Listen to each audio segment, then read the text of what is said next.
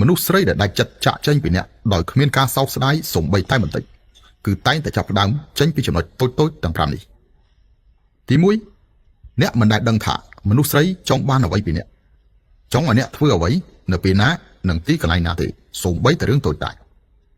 អ្នកត្រូវចាំថាការស្គាល់ពីគាត់ដឹងពីគាត់និងយល់ពីគាត់ច្បាស់សំខាន់ជាការស្រឡាញ់គាត់ទៅទៀតទី2មនុស្សស្រីតែងតែផ្ដល់ឱកាសឲ្យអ្នកក្នុងការកែតម្រូវជានិច្ចប៉ុន្តែអ្នកទៅវិញទេដែលតែងតែធ្វើឲ្យគាត់អស់សង្ឃឹមទី3មនុស្សស្រីមិនដែលត្អូញត្អែថាអ្នកក្រនោះទេ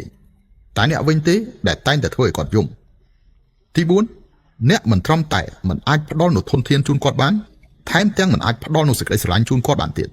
តែបែរជាអាចផ្ដល់នូវការពិបាកចិត្តនិងការឈឺចាប់ដល់គាត់ទៅវិញទី5គឺគាត់មើលមិនឃើញពីអនាគតនិងក្តីសង្ឃឹមរបស់គាត់ពីខ្លួនអ្នកទាល់តែសោះមានតែក្តីអស់សង្ឃឹមទៅអស់សង្ឃឹមទៅស្រឡាញ់បងឈឺ